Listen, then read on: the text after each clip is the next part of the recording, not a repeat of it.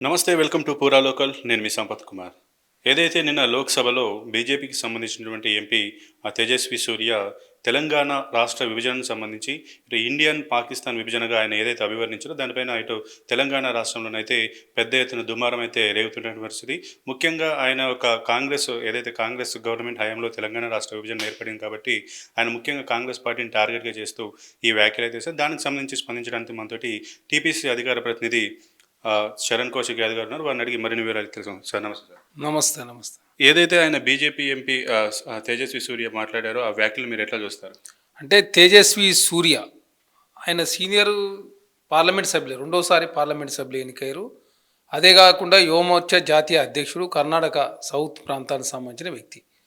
అయినా తెలంగాణ రాష్ట్ర, ఆంధ్ర రాష్ట్ర ఏర్పాటును పాకిస్తాన్తో పోల్చడాన్ని కాంగ్రెస్ పార్టీ తీవ్రంగా ఖండిస్తూ ఉన్నాం. ఎందుకంటే 2013 తర్వాత 2014లో కాంగ్రెస్ పార్టీ ఆనాడు శ్రీమతి సోనియా గాంధీ గారు, యూపీఏ ప్రభుత్వం, మన్మోహన్ సింగ్ గారు ప్రధానమంత్రిగా, బీజేపీ ప్రతిపక్ష నాయకురాలు సుష్మా స్వరాజ్ గారు తెలంగాణ బిల్లుకు ఆనాడు భారతీయ జనతా పార్టీ కూడా మద్దతు ప్రకటించారు.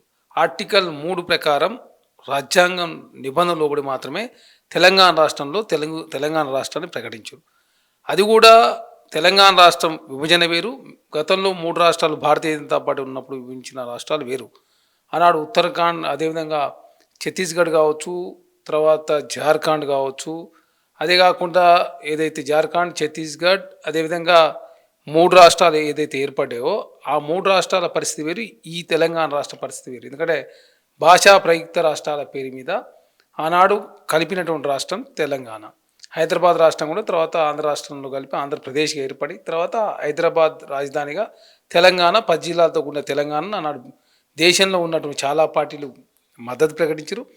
లోక్సభలో, రాజ్యసభలో బిల్లు పాస్ అయి తెలంగాణ రాష్ట్రం ఏర్పడింది.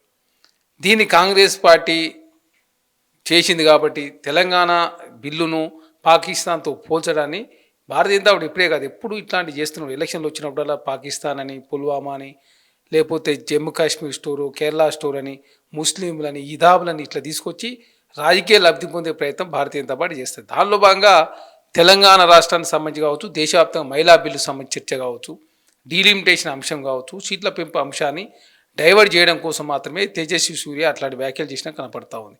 ఎందుకంటే తెలంగాణ ముఖ్యమంత్రి రేవంత్ రెడ్డి గారు మాట్లాడిన తర్వాత దేశవ్యాప్తంగా చర్చ జరుగుతూ ఉంది. సౌత్ ఇండియాకు సంబంధించిన చాలా నాయకులు మౌనం వహిస్తూ ఉన్నారు. చంద్రబాబు నాయుడు గారు స్పందిస్తలేరు, పవన్ కళ్యాణ్ గారు స్పందిస్తలేరు, జగన్మోహన్ రెడ్డి గారు స్పందిస్తలేరు. అదే కాకుండా తెలంగాణ రాష్ట్రానికి సంబంధించి తెలంగాణ ముఖ్యమంత్రి రేవంత్ రెడ్డి గారు ఒక్కరే మాట్లాడుతూ ఉన్నారు. కాబట్టి సౌత్ ఇండియాకు సంబంధించిన అంశం పెద్దగా అవుతూ ఉంది. కాబట్టి ఈ ఇష్యూని డైవర్ట్ చేయాలంటే తెలంగాణను పాకిస్తాన్తో పోల్చినట్లయితే ఇష్యూ డైవర్ట్ అవుతుంది.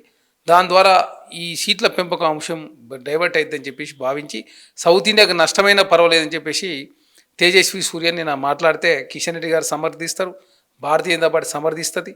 కనీసం ఖండించని పరిస్థితి కూడా మనం చూసినాం. కాబట్టి ఇక్కడ చాలా స్పష్టంగా కాంగ్రెస్ పార్టీ కూడా నిన్న పార్లమెంట్లో జరిగినటువంటి చర్చ సందర్భంగా పాకిస్తాన్తో పోల్చడం ఖండిస్తూనే మహిళా బిల్లుకు కాంగ్రెస్ పార్టీ మద్దతు ఇచ్చింది. అదే కాకుండా మహిళా బిల్లు కూడా సబ్ కోటా బీసీ ఉండాలని చెప్పి కోరింది. అదే కాకుండా 24 ఇంప్లిమెంట్ చెప్తే ఇంప్లిమెంట్ చేయకుండా 27 సెన్సిక్స్ ద్వారా చేస్తామని చెప్పేసి ఇప్పుడు అడామిని ఎందుకు చేస్తామని చెప్పి కాంగ్రెస్ పార్టీ అడుగుతాం. దానికి భారతీయ జనతా పార్టీ సమాధానం లేదు. అదేగా డీలిమిటేషన్ కాంగ్రెస్ పార్టీ వ్యతిరేకిస్తలే, కాంగ్రెస్ పార్టీ సమర్థిస్తూనే ఓన్లీ సీట్ల పెంపకాన్ని మాత్రమే కాంగ్రెస్ పార్టీ వ్యతిరేకిస్తూ ఉంది. ఎందుకు సీట్ల పెంపకాన్ని అంటే సౌత్ ఇండియాకు, నార్త్ ఇండియాకు పెద్ద ఎత్తున తేడాలు కనపడుతూ ఉన్నాయి. కాబట్టి ఇప్పుడు కేరళలో 20 స్థానాలు ఉన్నాయి, ఉత్తరప్రదేశ్ 80 స్థానాలు ఉన్నాయి. ఈ రెండింటి మధ్య గ్యాప్ 60 ఉంది. ఈ 50% పెంచితే కేరళలో 30 అవుతూ ఉంది, ఉత్తరప్రదేశ్లో 120 అవుతూ ఉంది. 120-30 మధ్య గ్యాప్ తీస్తే 90 అవుతుంది. అంటే 30 సీట్ల పరిస్థితి ఏందని కాంగ్రెస్ పార్టీ అడుగుతుంది. ఆ ప్రశ్నలకు సమాధానం చెప్పలేక కాంగ్రెస్ పార్టీ మీద ఎదురు చేసే ప్రయత్నంలో తేజస్వి సూర్యతోటి ఎదురుదాడి చేపించే ప్రయత్నం వారు చేస్తూ ఉన్నారు. అంటే డైవర్షన్ పాలిటిక్స్లో భాగంగానే తేజస్వి సూర్యతోటి ఈ యొక్క వ్యాఖ్యలు చేయించని అంటున్నారు మీరు. అయితే ఏదైతే నిన్న లోక్సభలో 8 మంది కాంగ్రెస్ పార్టీకి సంబంధించిన ఎంపీలు కూడా ఉన్నారు. అప్పుడు వాళ్ళు ఎందుకు ఖండించలేదు? ప్లస్ ఈ వ్యాఖ్యలు ఏవైతే చేసిన 24 అవర్స్ తర్వాత సీఎం రేవంత్ రెడ్డి ఏదో మాట్లాడారంటూ కూడా కొంతమంది అయితే చెప్తున్న పరిస్థితి. దీన్ని ఎట్లా చూస్తారు? కడియం కావ్య గారు పార్లమెంట్లో మాట్లాడారు, ఆమెకు అవకాశం ఇచ్చారు, ఆమె మాట్లాడింది, ఖండించింది. తేజస్వి సూర్య క్షమాపణ చెప్పాలని చెప్పేసి కాంగ్రెస్ పార్టీ సంబంధించిన చాలామంది మంత్రులు స్పందించారు, ముఖ్యమంత్రి గారు స్పందించారు, పార్లమెంటు సభ్యులు స్పందించారు. అదే కాకుండా యావత్ కాంగ్రెస్ పార్టీ శ్రేణులు కూడా స్పందించారు. ఇక్కడ భారతీయ జనతా పార్టీ గతంలో కూడా నరేంద్ర మోడీ గారు తల్లి నుంచి బిడ్డని వేరు చేసి తెలంగాణ రాష్ట్రం విభజించారని చెప్పేసి రాజ్యసభలో నిండు రాజ్యసభలో అవమానించారు తెలంగాణ. ఇప్పుడు తేజస్వి సూర్య రెండో వ్యక్తి.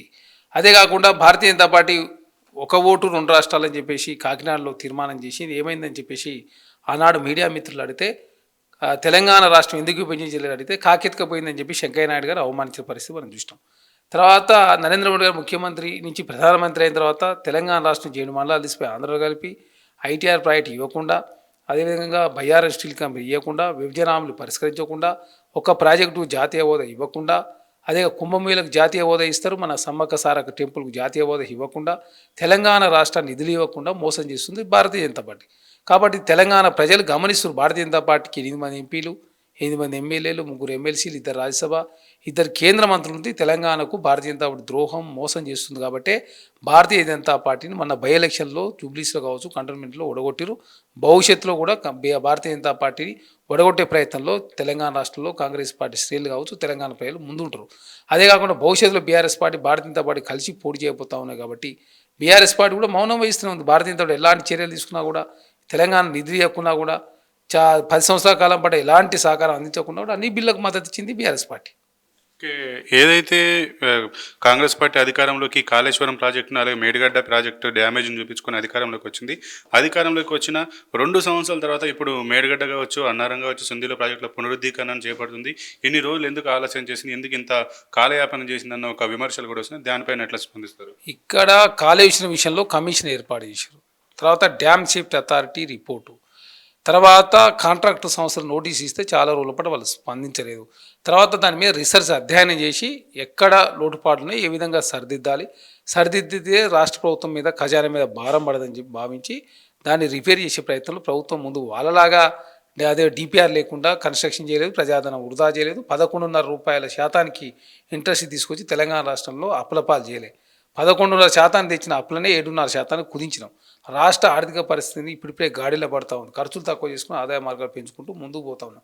తెలంగాణ రాష్ట్రంలో ఉన్న ప్రాజెక్టులన్నీ కూడా పూర్తి చేయాలని కాంగ్రెస్ ప్రభుత్వం లక్ష్యంతో ముందుకు పోతుంది. దానిలో భాగంగా పాలమూరు రంగారెడ్డి కావచ్చు, ఎస్ఎల్బీసీ కావచ్చు, సీతారామ కావచ్చు, సమ్మక్క సారక్క కావచ్చు, తర్వాత కాళేశ్వరం కావచ్చు, కాళేశ్వరం కింద మేడిగడ్డ, అన్నారం, సుందిల కావచ్చు, హైదరాబాద్ దారిని తీర్చడం కోసం గోదావరి వాటర్ కావచ్చు, తర్వాత మూసిని పునర్జించే కార్యక్రమం అన్నీ కూడా, తర్వాత కొడంగల్ నారాయణపేట ఎత్తిపోత పథకం కావచ్చు, ఇవన్నీ కూడా ప్రాజెక్టులు పూర్తి చేసే ఏకైక లక్ష్యంతో ప్రభుత్వం ముందుకు పోతూ ఎప్పటికప్పుడు నిపుణుల సంప్రదింపులతోటి నిపుణుల రిపోర్ట్ ఆధారంగా ప్రభుత్వం ముందుకు పోతా ఉంది. కాబట్టి కొంత లేట్ అయింది.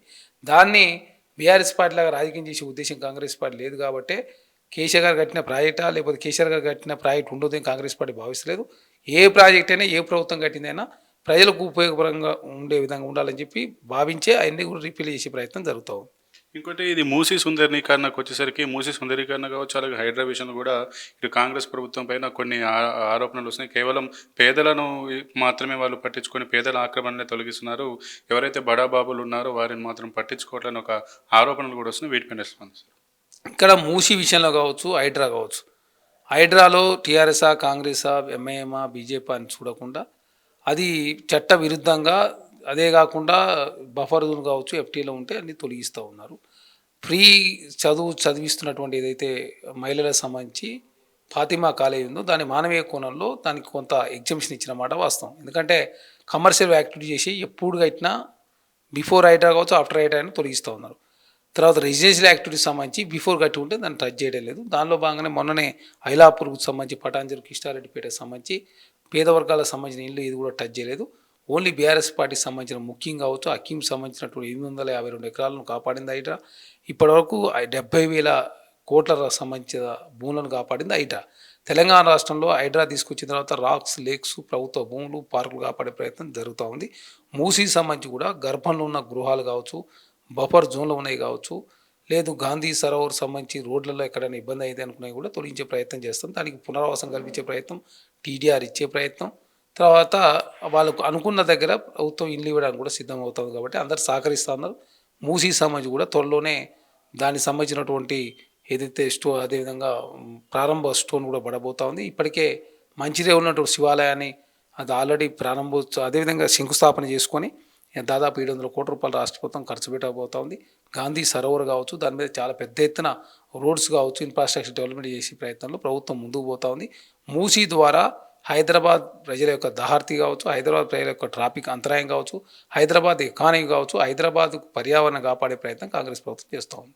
ఒకవేళ ఈ డీలిమిటేషన్ కనుక జరిగితే తెలంగాణ రాష్ట్రంలో 179 అసెంబ్లీ స్థానాలు ఏర్పాటు అవుతాయి అంటూ కూడా వార్తలు అయితే వినబడుతున్నాయి. ఒకవేళ నిజంగా 179 స్థానాలు ఏర్పాటు అయితే ఆ, ఏ రకంగా రాష్ట్రం ఉండబోతుంది? ఇంకోటి మీరు బీసీలకు రిజర్వేషన్ అంటూ కూడా మీరైతే ప్రవేశపెట్టారు కానీ ఇంకా బిల్లు ఆమోదు కాలేదు కేంద్రంలో. ఒకవేళ ఆమోదం అయితే నిజంగా బీసీలకు 52% రిజర్వేషన్ వస్తుంది. ఇక్కడ కాంగ్రెస్ పార్టీ ఈ 3 బిల్లుల అంశంలో మహిళా బిల్లులో సబ్ కోట ఉండాలని కాంగ్రెస్ పార్టీ కోరింది. హడావిడిని ఎందుకు చేసేది, ఉన్న సీట్ల ప్రకారం చేయండి అని చెప్పి కోరింది. తర్వాత ఏదైతే డీలిమిటేషన్ అంటే బౌండరీస్ మాత్రమే మార్చేది, సీట్లు పెరగవు. తర్వాత సీట్ల పెంపు అంశానికి సంబంధించి సౌత్ ఇండియాకు నష్టం జరగని విధంగా అంటే ఎంపీ స్థానాలు పెంచకుండా ఎమ్మెల్యే స్థానాలు పెంచండి, లేదు ఎంపీ స్థానాలు పెంచాలనుకున్నప్పుడు హైబ్రిడ్ విధానం అంటే 50% పెరిగే సీట్లలో జిహెచ్డిపి ఆధారంగా 50% జనాభా లెక్కల ప్రకారం చేయండి అని. తర్వాత ఇంకొక ప్రతిపాదన ఏం చేశారంటే సౌత్ ఇండియాకు సంబంధించి సరే నష్టం జరగని విధంగా ఇప్పుడు ఏదైతే 30 సీట్లు ఉత్తరప్రదేశ్కి ఎట్లా అయితే 60 సీట్ల గ్యాప్ ఉందో రేపు అదేవిధంగా పెరిగిన సీట్లలో కూడా అట్నే ఉండాలి, కానీ 90 పెరుగుతుంది కాబట్టి దీన్ని ఎట్లా పరిష్కరిస్తూ అని చెప్పి కాంగ్రెస్ పార్టీ కోరుతా ఉంది. అయినా భారతీయ జనతా పార్టీ అవన్నీ ప్రశ్నలకు సమాధానం చెప్పలేక ఈ మహిళా బిల్లును అడ్డం పెట్టుకొని ఇక్కడ డీలిమిటేషన్ అంశాన్ని సీట్ల పెంపు అంశాన్ని నెరవేర్చుకునే ప్రయత్నంలో భారతీయ జనతా పార్టీ ముందుకు పోతుంది. కాబట్టి తెలంగాణ కాదు దేశవ్యాప్తంగా భారతీయ జనతా పార్టీ 4వసారి అధికారులు రావడం కోసం వాళ్ళు బలంగా ఉన్న రాష్ట్రాల్లో ఎక్కువ సీట్లు పెంచుకొని బలహీనంగా ఉన్నట్టు సౌత్ ఇండియాలో తక్కువ సీట్లు ఉండాలని చెప్పి కోరుకొని చాలా పార్టీలు పొత్తుకునే ప్రయత్నం జరుగుతూ ఉంది. కాబట్టి తెలంగాణ రాష్ట్రంలో బీఆర్ఎస్ పార్టీతో పొత్తు అవుతుందని చాలా స్పష్టంగా కనపడతా ఉంది. దానికి సంబంధించి ఇప్పుడు రాకేష్ రెడ్డి గారు ఆల్రెడీ మాట్లాడితే షోకాజ్ నోటీస్ ఇవ్వలేదు, ఖండించలేదు, సస్పెండ్ చేయలేదు. బీఆర్ఎస్ పార్టీ కూడా ఖండించని పరిస్థితి మనం చూస్తూ ఉన్నాం. కాబట్టి Bharatiya Janata party BRS party భవిష్యత్తులో కలిసి పొడి చేయబోతా ఉన్నాయి. తెలంగాణ రాష్ట్రంలో సీట్లు పెరిగినా మూసీ కావచ్చు, హైదరాబాద్ చుట్టుపక్కల ఎక్కువ సీట్లు పెరుగుతూ ఉన్నాయి. ఈ మూసీని పునర్జింపజేసి కాంగ్రెస్ పార్టీ అనుకున్నట్టు మెట్రో 2 కావచ్చు, 3 విస్తరించి ఈ ఫ్లైఓవర్లు కావచ్చు, తర్వాత ఏదైతే ఎక్స్ప్రెస్ హైవే కావచ్చు, డ్రై పోర్ట్ కావచ్చు, 4 సీట్ నిర్మాణం కావచ్చు, అదే కాకుండా ఇవన్నీ పూర్తి చేసినట్లయితే కాంగ్రెస్ పార్టీ అత్యధికంగా సీట్లు వచ్చే అవకాశం కాబట్టి దాన్ని అడ్డుకునే ప్రయత్నంలో Bharatiya Janata party BRS party ముందుకు పోతుంది. ఓకే, థ్యాంక్ యూ కౌశిక్ గారు. ఏదైతే ఈ నిన్న లోక్సభలో బీజేపీ ఎంపీ తేజస్వి సూర్య ఏవైతే వ్యాఖ్యలు చేశారో కేవలం కాంగ్రెస్ పార్టీ ఈ యొక్క దక్షిణాది రాష్ట్రాలకు డీలిమిటేషన్లో అలా సీట్ల పెంపులో అన్యాయం జరుగుతుందని ప్రశ్నిస్తూ దాన్ని పెద్ద ఎత్తున ఉద్ధృతం చేస్తుందో దాన్ని డైవర్షన్ చేసి మభ్యపెట్టి మార్చే విధంగానే అందుకే అనిపించారు. దానికి సంబంధించి ఇక్కడ ఉన్నటువంటి స్థానిక బీజేపీ నాయకులు కూడా సమర్థిస్తూ వస్తున్నారు. కేవలం డైవర్షన్ పాలిటిక్స్లో భాగంగానే ఆయనతో అనిపించారు. వెంటనే తక్షణమే తేజస్వి సూర్య బహిరంగ క్షమాపణ చెప్పాలి అంటూ కూడా ఇటు కాంగ్రెస్ పార్టీకి సంబంధించి డిమాండ్ చేస్తున్న పరిస్థితి. కెమెరామెన్ విజయ్తో సంపత్ కుమార్, హైదరాబాద్.